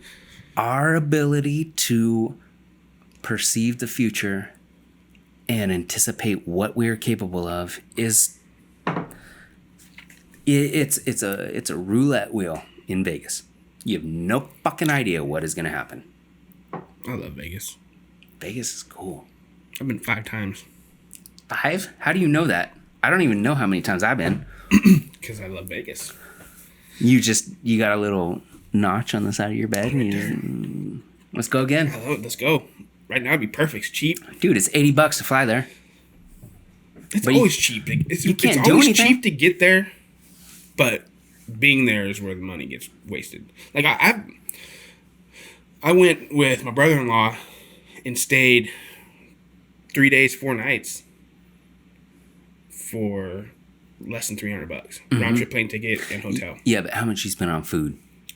That's the thing. I spent probably $600 while I was there. It's $15 a meal for yourself. Yeah, but the food is fucking dank. Yeah, but I'm talking about like even if you wake up and you're walking down the street, you're like I want a Quiznos sandwich, or if you're like I want Panda Express for lunch, whatever. Okay, even just going to get Panda is $20. Yeah. Okay, you go to Gordon Ramsay's. What's the thing called? Gordon Ramsay's what? Which one? I thought you went there. Oh, Fish House? No, the one that's right on the strip, right outside of Caesar's. No, oh, that's the Hell's Kitchen one. Hell's Kitchen. I never went there. You go to Gordon Ramsay's Hell's Kitchen, and that's like $100. Yeah, you'll pay like $40-$50 an entree, right? Plus your drinks, whatever. No, I went to his fish and chip place. Holy fuck, dude! It's in. I don't even know how to explain where it's at. It's on the strip or no? No, it's on the side. It's where the. Fuck! I stayed. You know where the big Ferris wheel thing is? The house with bubbles. Yeah. Wherever that's at, the it's not the D. I know what I stayed last time, but you come out the back of there, and there's a bunch of restaurants and shit and bars, and his. There's an In-N-Out down there. There is. Yeah. Fucking In-N-Out. I ate there. I don't fuck care for In-N-Out. Dude, I ate White Castle while I was there. I've never had White Castle before. And after watching Harold and Kumar, all I wanted was a pile of fucking burgers and the fries and stuff. And it wasn't that good. Like, it was mediocre. White Castle? Yeah, it was mediocre. But it was cool to experience it. Because it's not like there's anywhere around here. Well, you can buy the frozen patty. The frozen one. Have you ever had those? Yeah. They taste like shit? Oh, yeah. Yeah. I've never bought them. I just heard that they're opening up they're zoning for it an In-N-Out over in Tualatin. Speaking of Tualatin, I lived there. I did too. That's where when I first moved here with my girlfriend, she stayed with their friends in Gresham, and I lived out there, and I was commuting to 181st to work at that shitty gas station. And I was you remember after you quit and you drove by and you're like, fuck you! I was thinking about on the way here, I remember living with you out there. I don't remember where I slept. I don't remember how long I stayed there for. I don't remember you living there. I remember I had a king-size mattress with no box spring on the middle of the floor. Was it a studio? It was a 1-bedroom. I put all the musical stuff in the 1-bedroom. And then I slept in the living room. Yeah, dude. I lived there with you for a little bit when I first moved here. Mm-hmm. And then I moved out to... Did I move to Boring? I think I moved to Boring after that. And then you went back to the Dalles. Well, that was a couple years later. Mm-hmm. I was thinking about that. That was horrible. That was fun. When you had that place, and then you were telling me that you would... like on Friday night, you'd get all dressed up and comb your hair and like put on a nice shirt and go down to the bar and try to hit on ladies. You know how many glasses I have from them calling last call? And I'd order 2 beers and I'd drink one of them and then I'd carry the other one in my pocket out to the bar and drink it on my way home. I was only 10-minute walk from downtown. Yeah. That was cool. I have a bunch of the bar glasses. They're nice. Quality. Those 16-ounce pint glasses. Yeah. Yeah. But they'll rip you off. If you look at the bottom, some of them have a big thick bottom. Some of them have the little thin bottom. The thin bottom's the actual 16 ounces. The thick bottom's only like 13. Yeah, but you lose an ounce or two. Who cares? Well, are you especially if they give you a bunch of head. Yeah. But yeah, that was good times. Man, I was a dancing fool at the dam, the bar of the dam. Me and Pondo and the clan would get down there and get shit-faced, and man, I felt like I could dance so good. And then I'd wake up. What would you dance to? Just club music. Dance club music. You had moves and stuff? Fuck yeah. While I was drunk. Yeah. And then I would sober up. And I actually remember doing this. I don't know if it was my place or someone else's, but there was a big mirror. Uh-huh. And I wanted to see what I looked like dancing. So I danced in front of the mirror, and I looked like a fucking idiot, dude. But when you're shit-faced, man, you feel cool. Especially because everybody else is stupid. Yeah. You ever watch Pondo dance? Fucker, you can't dance. Pondo has moves? No. No, I ain't seen him. But it was fun. It was a fun time. And then we'd go sing karaoke and shit at the Windy River. The Windseeker. Or the Windseeker. The Tweaker. Yeah. That was good times. They had that episode on... Yeah. What was that show called? Oh, fuck. Fix My Restaurant. Impossible or something? Restaurant Impossible. With the guy. Robert Irvine. That owner died, and then the kids lost it or something, and now it's the Bargeway or I don't even know. I've never been there for years. It's not called the Windseeker anymore? Dude, that place is a fucking cool place. It had a lot of potential. It's a cool place, but it's bad news because it's so far away you can't walk anywhere. So the cops would just wait around that motherfucker. Well, Norcor's right there. Exactly. That's insane. The local jail / prison is blocks away from the place that no one else... And when we would hang out there, I mean, I didn't hang out there that much, but there's no Uber. There was no Lyft. No. I mean, they just recently started doing the, what do they call it? The $5 cab or whatever. Mm-hmm. Yeah, that's cool. That's really cool. I walked from that bar so many fucking times, dude, just shit-faced. And it's a long walk all the way over where I lived, was it Belgrade area? Yeah. Brewery grade. Well, did you know that I walked from Geary's house to my parents' house? Yeah. On the freeway? You know how long that is, dude? It's like 7 miles. Did you walk because Geary pissed you off? Didn't he light you on fire or something when you were sleeping and you got pissed and walked? Yeah. I think you might have been there, actually. Yeah, dude, he was always... I can't believe you'd do that. He was always lighting my frayed pants on fire, and I was like, fuck you, I'm out of here, dude. Do you remember when you had Kurt Cobain wannabe hair and you lit that fucker on fire, taking a bong hit? Yeah. God, it just... Yeah, you way gotta too watch much out. Bleach in there. You gotta watch out, dude. Yeah, dude, Geary fucked with you a lot. I remember Downing's class, computer, he'd walk by and slap right on your arm and you get a big old fat monkey bump. Yep. He was a good dude to have on your side. There was a pretty bad bar fight I got into, and I was just standing there minding my own business. I was with a girl. We're hugging on each other and whatever, and this dude comes out of the back of the Windy, in the alley there by JCPenney's.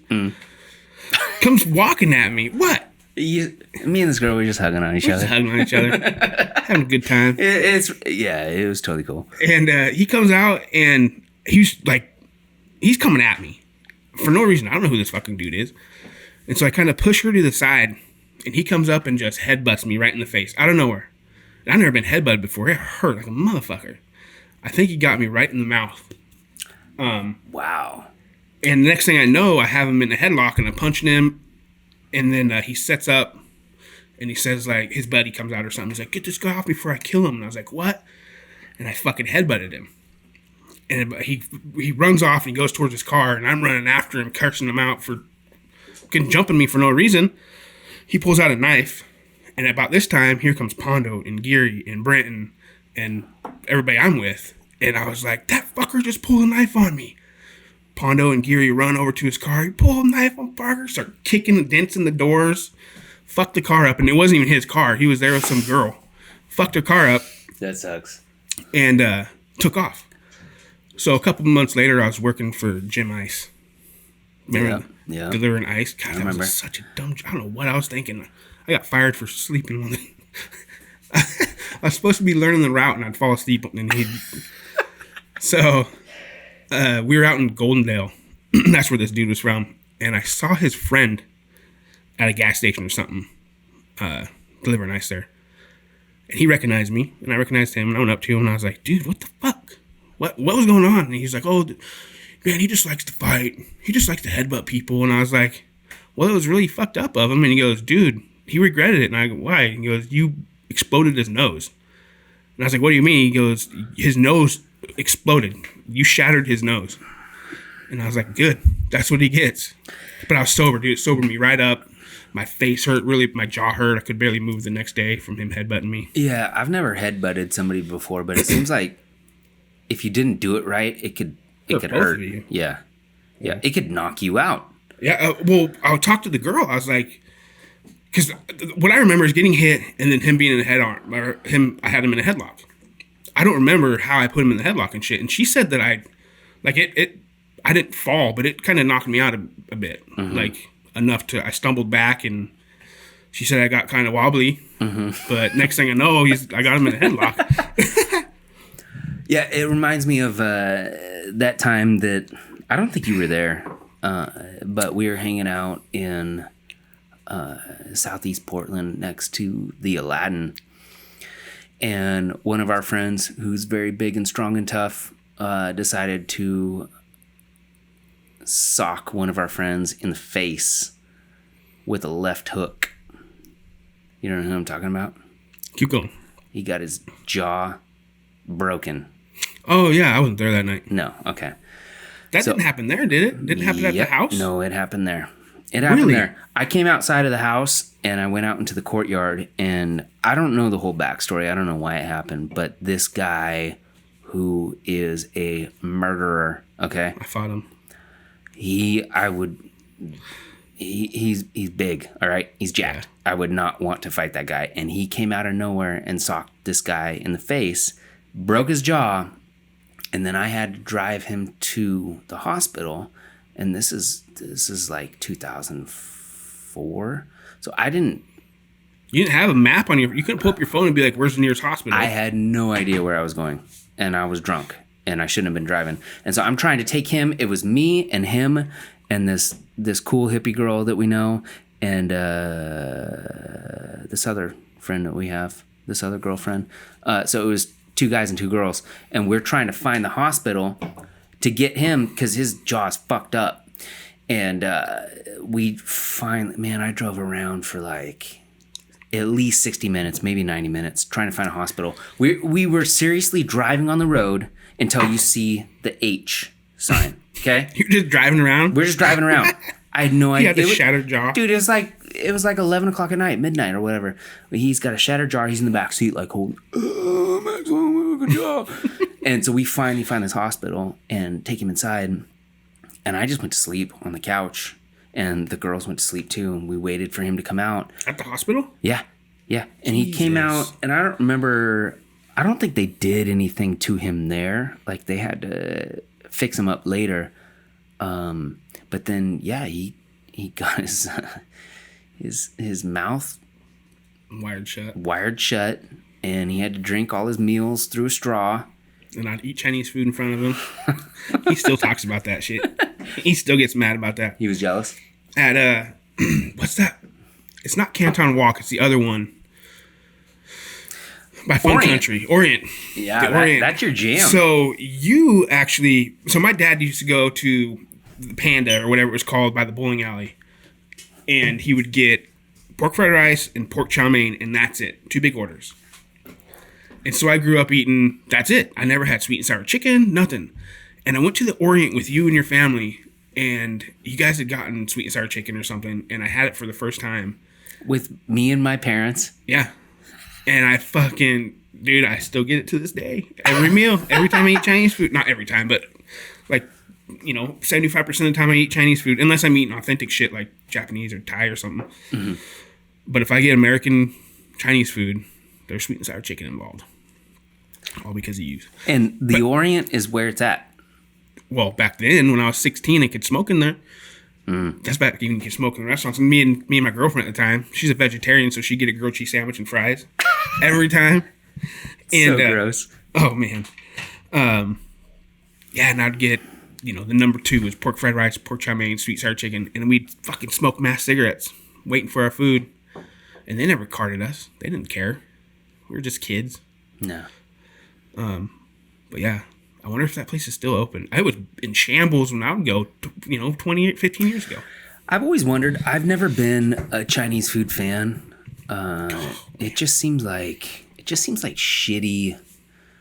Like if I went to China, I would eat authentic Chinese food. Right. And I'd be like, this is cool, But all the stuff that you get in the States just seems like it's like the McDonald's version of what you would actually get. Yeah, if you go to places like, Canton Walk, even though I love their food.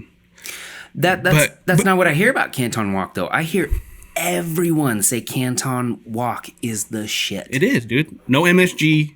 It's pretty fresh.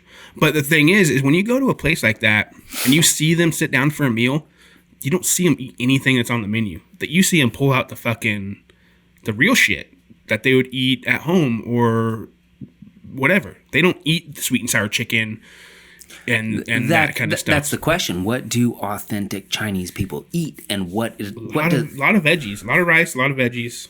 Yeah, what does that meal look like? Because that, I guarantee, is extremely different from what Chinese food is in America. Right. But if you go to like a Japanese restaurant and you can get authentic stuff. Yeah. As authentic as it can be here. Mm-hmm. You know. Same with Thai places. I go to a Thai place in Portland, Honey Jar Cafe. Where's that? It's on Sandy Boulevard. You know where the Costco is? On Sandy? Between Sandy and Airport Way? Yeah. Yeah, you go... Like 135th or something? Yeah, right there. There's that plaid pantry on Sandy, and there's a little cafe. It's called Honey Jar Cafe, and they do Thai food. And usually, I mean, I would say 99% of the time I just get pad Thai. But I've been in there before, and I got pad Thai, and I was like, hey, I always get pad Thai. Can we try something? Keep going. Close? No, you're right. I want to try something different. I don't know what to get. And she's like, here, I'll just give you a sample of some curries. And she fucking hooked me up with some curries. And I've never had curries, and it was absolutely awesome. See, I don't know about curry. It's good, dude. Like, you remember that dish that my mom used to make back in the day called chicken en van? Oh, fuck, I love that food. That is curry. Oh, is it? Yeah. Dude, I when I would come over there and she would have the little chicken tenders and teriyaki. Uh-huh. Well, it's not teriyaki. It's curry. No, not that one. She would do chicken teriyaki skewer thingies. Mm-hmm. I love that meal and the chicken en van. Mm-hmm. Those are my two favorite foods that your mom would make. She made it all the time, and so I got sick of it. But you loved it, and a bunch of other people I know loved it. Like, it's a very distinct palate cleanser. You know what I mean? Like, it's different. It's got the broccoli and the... Is there noodles in it? Noodles or rice. Yeah. Yeah, that's good shit. I'm going to have to get that recipe from her. Yeah, you should. Your parents are cool. Dude. When we used to... Am I just making shit up in my mind, or did your dad catch us sneaking out? I feel like he caught us one time. He was just standing there like, guys, get to bed. No, I don't think he ever caught us. I feel like he caught us. I'm going to do a standalone here soon and tell a story about that. But is it the one where I knocked on the window? No, that one could be one too. And he fucking answered. No, I mean, that house was, I think they call it a tri-level or a split level. And you walk in the front door, there's a landing, and then you either go upstairs or you go downstairs. Just like your place here. Yeah, but this place is a piece of shit. So their bedroom is upstairs along with my brothers and my sisters. My bedroom was downstairs. So I kind of had my own reign, for everything. Mm-hmm. And so it was much easier for us to pull off shenanigans. And I was thinking about it. You remember we were hanging out in the closet and we were you there when we put the sock over the light bulb to like dim the light and then it caught on fire? Maybe. What the fuck were we doing in the closet? Smoke weed? We're just hanging out. Like that closet was connected to the bedroom. You had a big walk-in, right? Yeah. You don't remember that sock catching on fire? That might have been when I was by myself. Were you fucking drinking Dramamine?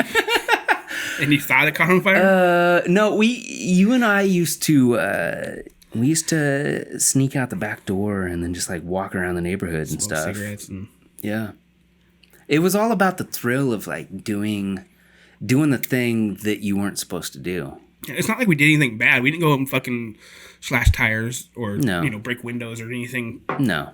Fucked up. We would just sneak out and walk around. Yeah. Lay in people's yards.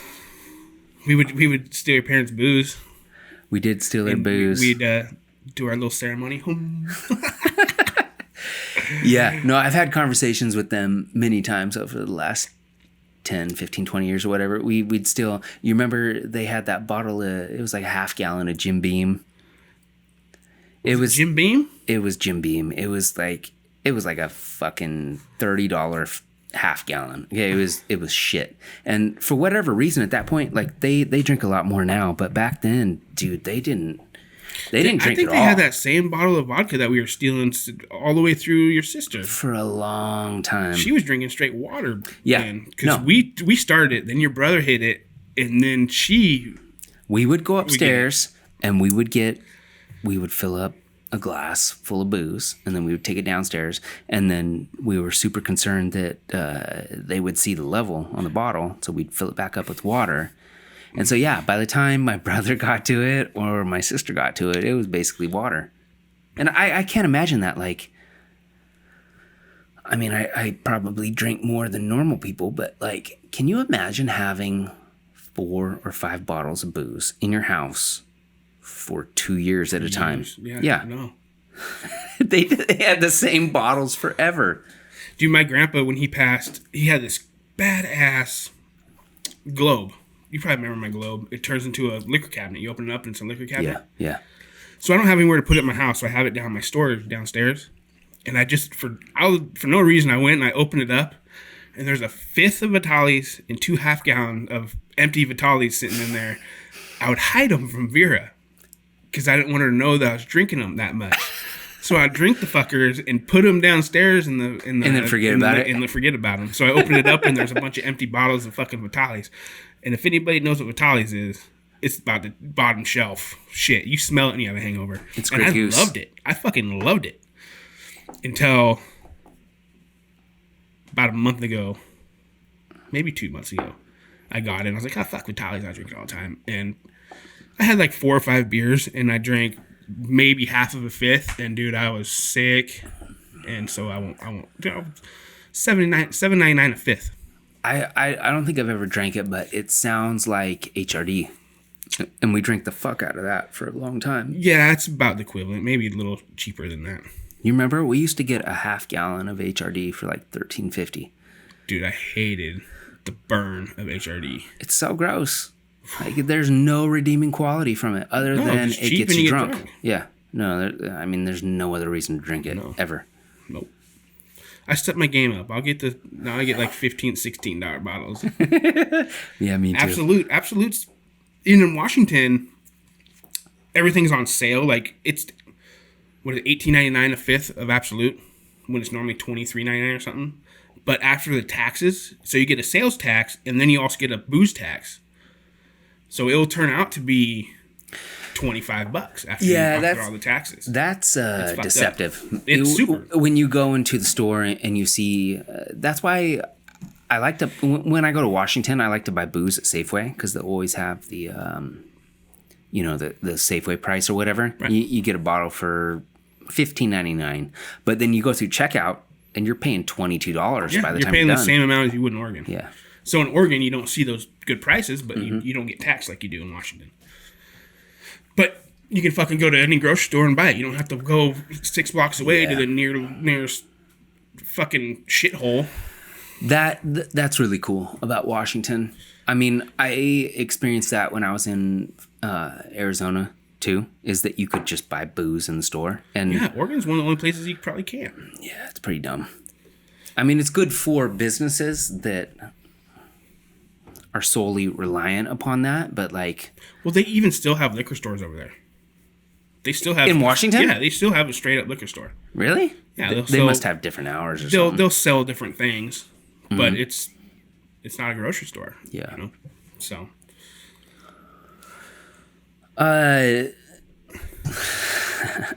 So I just thought of something that we talked about earlier that I wanted to bring up, just in case there was something you wanted to elaborate upon before we wrap it up. Your pops.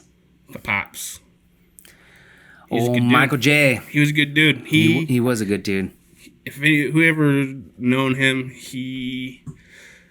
fuck, the stories that guy told were insane. And the shit he told when I was young. Like, he was in Vietnam. So anybody who doesn't know him, he's a Vietnam vet. He was a door gunner. Like life expectancy of 8 minutes or something. What does that mean? What is a door gunner? So he would sit on the side of a helicopter with a gun. And they would go into hot zones where they're being shot at, and they'd pick up wounded people, or they would come in and drop people off, or a ground unit is under attack or whatever. They'd go and they'd help them out, shit like that. And I grew up hearing stories, but it was never any of the harsh stuff. It was just, the cool stories about. So I think he dated a girl over there. In his man cave in the backyard, he had an old dartboard, and in the middle of it, he had a picture of a Vietnamese lady, and I always knew her as Nam. That's what he'd call her. He'd call her Nam. I don't know what her name was, but he'd call her Nam. He didn't want to tell you. And over there, I don't know if they wear boxers or what, but he said he woke up and she had sewn his boxers closed because she was sick of his morning wood poking out the boxer hole. So those are the kind of stories I listened to growing up. And okay, sorry to interrupt. How old was he when he was there? 18. 18. 18 he or 19. He went to Vietnam to fight in a war, to kill people, and potentially be killed when he was 18 years old. Yes. Okay. And he got drafted. Okay. But if you enlist, you get to pick where you go. When you're drafted, they'll just throw you most of the time they'll just throw you on the ground. Okay. You're a grunt. You go in and get killed. Yeah. So he got drafted, but he went and enlisted right afterwards. So he picked the Navy and became a door gunner.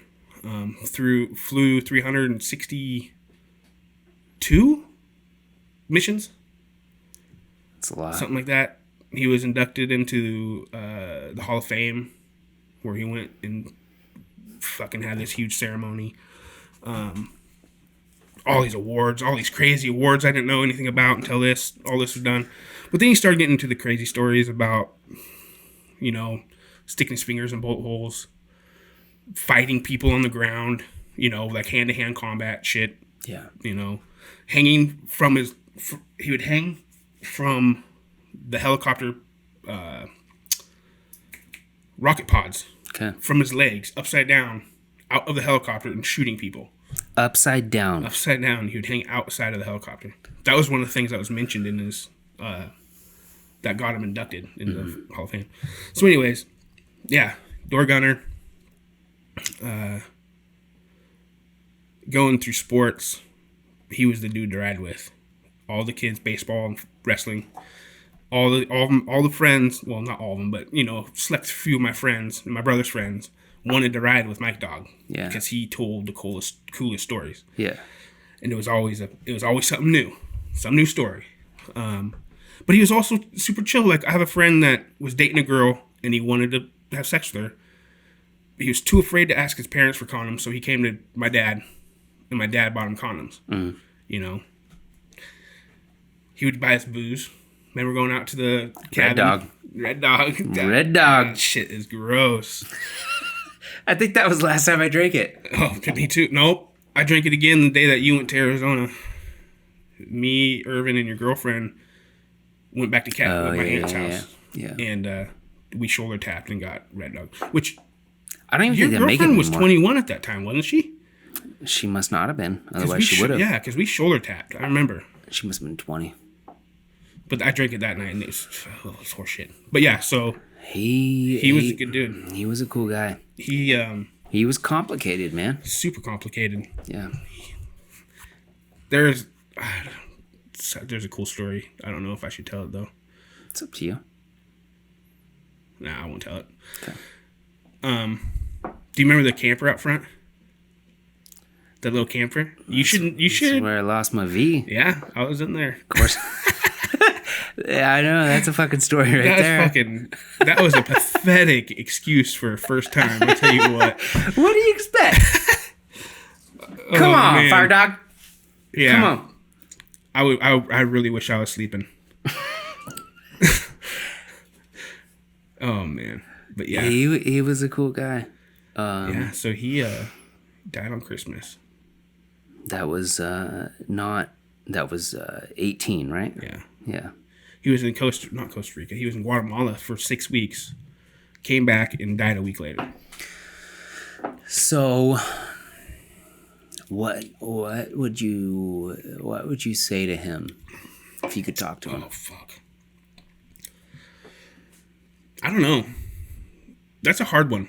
Because it's not like I just want to ask him a question. Yeah. Or, I don't know. I guess it's one of those things like, you really don't know how much you need somebody for advice and stuff.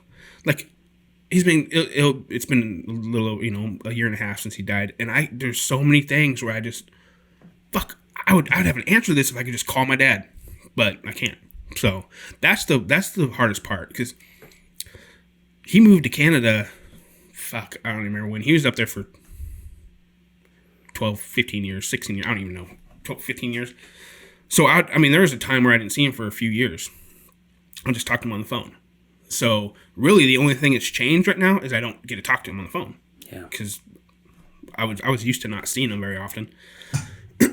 But, yeah, it's just that whole, God, I really need an answer to this question. Or, oh, fucking Ava's doing awesome in soccer. Or Adeline got her ears pierced today. Shit like that. Yeah. That you can't do. That's the hardest part. But he was a cool dude. He was always there. If there's one thing that guy did, was he was always there for Shane and I during sports. Your parents got divorced when you were how old? Three-ish. And you and your brother, you moved in with your dad. We stayed there. My mom moved out. Yeah, that is unique. That doesn't usually goes with the mom. Usually you go with the mom. And not to say anything about your mom. I love your mom. But that's unique. Your father, your Vietnam vet father, raised you guys. And he did everything he could. And he raised you to be the best people that you could be. And he told you stories. And he took you to baseball. And he did everything he could. And that is so unique. Yeah. Compared to other people's experiences in a divorced household. Right. Right? And he didn't make it seem like we had a lot of fast food. I think it's only 2 meals he could do is fucking beans and stew. Are we having beans or stew tonight? And he would leave, and he always did it in a crock pot, and he would leave them fucking beans in the crock pot and make me clean it, and it would be so rotten 7 days later. It was the most god-awful smell.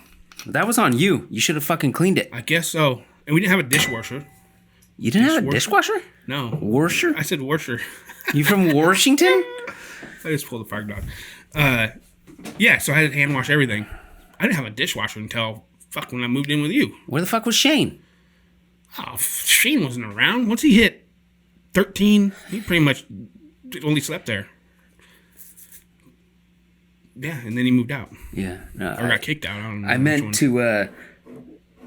I meant to bring up earlier about how when I would come stay at your place, we'd go sleep in your room, and you would sleep in your bed, and I would sleep in Shane's bed. And Shane's bed, you lifted up the twin mattress, and there was a smorgasbord of... Oh, my God, dude. Seriously, 1,000 naked girl magazines. And they weren't like Playboys or Hustler or whatever. Weird stuff. They were paper. They weren't... They're my dad. They weren't glossy magazines. They were paper porno with like old ladies. Yeah, they're my pops, dude. So he had a huge duffel bag full. And, he had him under his bed. And, yeah. And Shane stole him? I don't know where he got him. I had to have gotten him from my dad. I mean, he probably found a box out in the garage. My dad I would say he was borderline hoarder. He had some stuff. He had a lot of shit. And I drive by there. The house burnt down, but the garage is still there. And when I think about that garage, dude, it was massive. It was like a fucking warehouse to me when I think about it. Just massive. But I go by and it's a single car garage. Yeah. It's tiny. But when I think about it as a little kid going in there and having boxes stacked to the ceilings and just a walkway to his workbench, it was a fucking huge warehouse to me. Yeah. I don't compute it in my mind how I remember it as being so massive, but I drive by it and it's so tiny. It's nuts. There's a lot of barns on that property. That's the thing about being a kid, man. Like everything is huge. Yeah, that place time stretches forever. Yeah, your garage is a tent, or like a circus or whatever. Like everything is bigger, and then you grow up, and everything gets condensed, and so that's the crazy thing is that when you're a kid, you create these memories that are probably different than the memories that other people are creating. Like your dad probably doesn't remember it that same way. You know what I mean? Right. Yeah. I did have the biggest sandbox. We had a swimming pool. You had a swimming pool? We had a swimming pool that had no bottom. It was just sand. Because when my dad went to buy the house, it was full. It was fully functional, great pool. So when the people moved out, they drained it. Yeah. Which I don't know why, because it's fucking humongous kidney pool. Like, yeah, who cares? There's thousands of gallons. Why would you drain that shit? So they drained it, and then some dickheads came and threw bricks in there and broke the whole bottom up. So they ripped out the bottom, and it was just sand. So we had our Tonka toys, those old ones that are like tractors and dump trucks and shit. And I remember sitting in them little dump trucks and riding down the hill, we'd dig in there, and I had this little fort that I dug out, and there was a bunch of black widows and shit. Skunks would get down there. The Dotson brothers came over. You had to go out there with a 22 and take care of business, right? I shot a skunk in the nose with a BB gun. My dad caught it in a trap. Yeah. He would catch animals and kill them, and I'd bury them for him. Mm-hmm. It's like some fucking mafia Dude, shit. he did some I got a cool one I'll tell you in a second. But there was a skunk out there, and I'd shot it in the nose with a BB gun, and it was bleeding. And I felt really bad, but he was a firm believer is if you're going to fucking shoot it, you better kill it. Yeah. Don't let it suffer. Mm-hmm. And that's all. I shot it in the nose. So he got out there and he was pissed. So he killed it. He made me dig the hole. He took PVC pipes and stuck them together and then bent this big nail as a hook and tied it to the end. And he used these to pull the cage so he wouldn't get close because it sprays. When you die, they spray. Yeah. He pulls the cage over the hole. I had to go and empty the skunk into the hole and bury the fucker. That was my punishment. How old were you? In my early teens, 12 or 13 maybe. Yeah. Like before I could drive or do any of that shit. So I would say between 12 and 14. Mm-hmm. And, I mean, yeah, he made me fucking do it. That was my punishment for shooting it in the nose. And do you feel like that was a good thing? It was a good punishment. It wasn't a good thing for me to do it. Yeah, but did that help you become an adult? Like, was it good from that aspect? No, it was good for me to see that I shouldn't make things suffer like that. Like, if I would have shot it and killed it, he wouldn't have been mad at me. Yeah. But because I shot it in the nose and let it bleed, sit there and bleed, he was pissed. Yeah. So one night, dude, it was crazy. Right outside my bedroom was where our cats would eat. And we had raccoons, possums, skunks, and then the cats. And I could distinguish the crunch of the cat food between the different animals. Mm-hmm. I could tell when the cats were out there. I could tell when the skunk was there because they all ate differently. And I'm hearing it crunching, and it was a possum. And I go out there, and I was, Dad, there's a possum out there. And he's like, all right. Or no, he came and got me. He comes in, he has a fucking flashlight on his head, and he comes and gets me. He's like, there's a skunk, or there's a possum, let's get it. So I go out there, and I had one of those $14 whatever fake bow and arrows. Mm-hmm. And he goes out the front door, and I go out the back door, and the fucker's sitting right there at the back door, and I hear him, don't shoot it if you see it. Well, I see it. It takes off running. We follow it, and it jumps over our fence into the big, where the substation was? Mm-hmm. It jumps over there, and we had a wood pile right where it jumped over. And we're standing there, and my dad has a flashlight, and he's looking down the fence, and he sees it. And I had a really cool pellet gun, CO2 pellet gun. And he lines it up, and he shoots it right between the fucking eyes. When we got over there, you'll tell how I know after we got over there. So we get down there, and the thing was playing dead. He hunks a chunk of wood, he chucks a chunk of wood at it and hits it in the head. And then he takes this fucking spear that he made and threw it at it and went in its mouth and out its throat and stuck into the ground. Well, you could see the dot where he hit it between the eyes, the red dot. So he's telling me, go over there and get it. And I'm like, fuck no. I'm not going over there. No. Next day we come out there and it's gone. The spear's still stuck in the ground. The possum's gone. Something ate it. But there was no blood. Like, it wasn't like it ripped its jaw off or anything. I don't know how it got away, but dude, the spear went in its mouth and out its throat. It didn't kill it because it's just that right there. Could still kill it. Maybe. Blood loss, yeah. But the fucker was gone, and there wasn't like a carnage of some animal eating it. So I don't know if it like crawled its way up or if it broke its jaw off and ripped it. I don't know how it got away. The spear is still there and it was gone the next day. That's a cool story. But that could, that's the kind of shit I grew up with. Being on having a quarter acre and a Vietnam vet dad that would dress in camouflage with a fucking thing on to go hunt a possum in your backyard. He was a cool guy. He was cool. I know you remember there was the story where I told my parents I was staying at somebody's house, or I said I was staying at your house. I was fucking thinking that was one of those things I thought about. This one of the things that kept me up this morning, or 4 a.m. when I couldn't go to sleep. Was thinking about that story. Yeah, I said I was staying at your place, and then I was at my girlfriend's or whatever, and then my parents called your dad, right? Yeah. And he had to lie for me. He was pissed. Yeah, and he's like, you better fucking tell Maxwell. Mm-hmm. Let me know what he's going to do, because he didn't know anything about it. Your parents called him, and he was cool like that. Yeah, he was cool like that.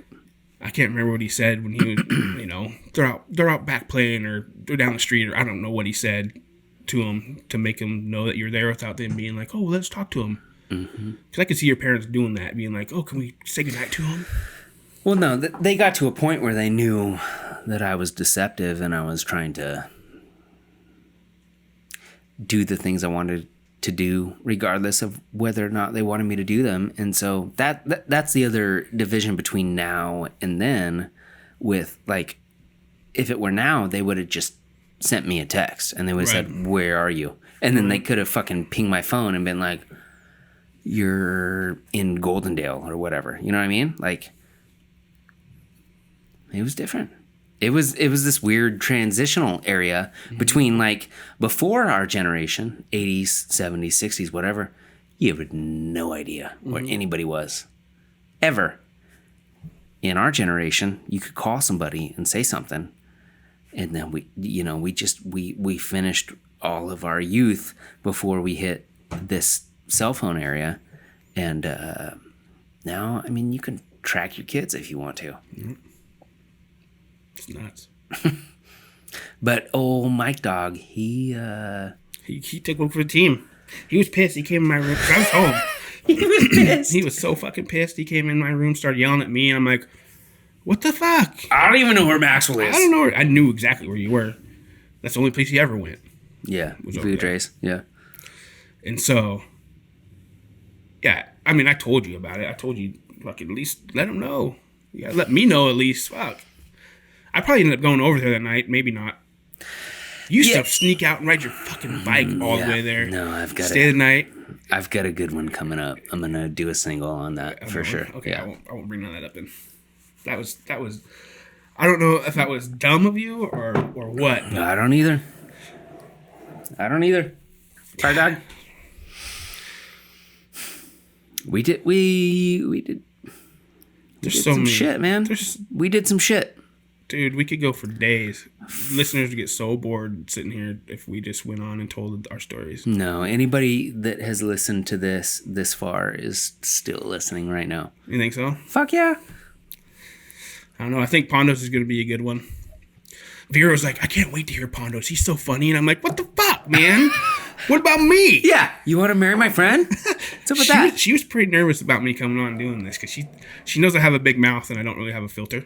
Which it's been surprisingly easy not to accidentally say something stupid. Yeah. But yeah, she's pretty nervous. Anybody who knows me knows I don't give a shit.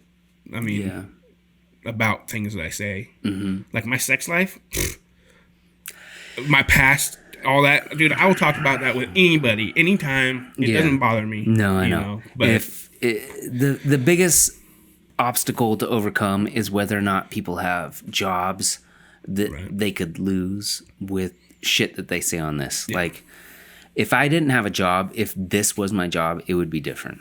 There's so much other stuff I would say. But there's other things that, I mean, with the whole no names thing, I could incriminate somebody else by telling them a story.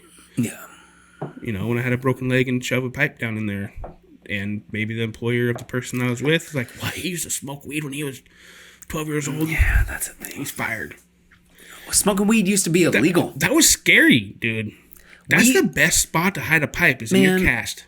Do you remember having Mrs. Smith as a teacher? God, I was just telling people that. What'd they call it? Home ec. Home ec. We'd go in there. We're 18 years old. No class. Just her. Just her. We'd go in there. We'd make fucking hash browns and eggs. Irvin would crack us up, telling some fucking stories or something. Wilkins would be there. Wilkins and but it was just me and you that had the class. They would just come in and eat breakfast with us. Yeah, she'd give us a blank check and send us to the grocery store and say buy us food for the day. She would tell us, "Man, I would love to see her again. I haven't seen her." She was so cool. Dude. She was awesome. She knew we were good people. She knew we were just trying to have fun. She'd give us a list. I need flour, sugar, yeast, and eggs, whatever. She'd send you and me on the way. We'd go fucking smoke hella bowls in Wilkins' car. 4Runner, I think it was. 4Runner, that Toyota 4Runner from like 82 or whatever. We'd go to Fred Meyer. We'd get the shit we were supposed to get. We'd go back to the classroom. And we'd make fucking breakfast. It was a 90-minute class. We were gone for an hour and 10 minutes of it. And we'd come back, and she was cool. Dude, there's many times where she would just send us out. Victoria, I've got enough for you guys. Go ahead and go somewhere. No, she's cool. Or there was nothing for us to do that day. Like we were, what do they call it? Teacher assistant. Yeah, we would just be hanging out, and she'd be like, "Hey, we're making tiramisu today, so you guys do whatever you want." And we just, I fucking love that class. We would just make. I made the worst hash browns of my life every day, dude. In that class, I still make them that same way. They fucking suck, man. I love them. It's my favorite. It's my favorite breakfast. I grind them with the cheese grinder. Yeah. But I squeeze them out now. I rinse them off and squeeze them out. Okay. And then I use butter and olive oil, and I flip them, and do all kinds of shit. Yeah. And then I smash them out into a pancake, and I put 2 eggs on top, put a lid over it, let the eggs cook, and I put cheese on top, put the lid over it. Dude, it's fucking... I remember making that shit at your apartment, and Irvin was there, and I let the potatoes oxidize or whatever, where they turn brown, and he made fun of me for it, and I felt like such a shithead because... They look disgusting. Yeah. They're dank, though.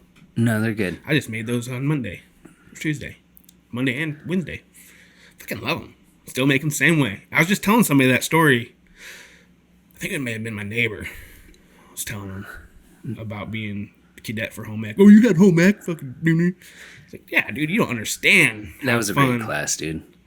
And then we'd go and get stoned, and then I'd go to art. I had art like twice a day. Yeah, with Miss Wallace. No. What was the guy's name? I never had him. Photography. Yeah, I never had him.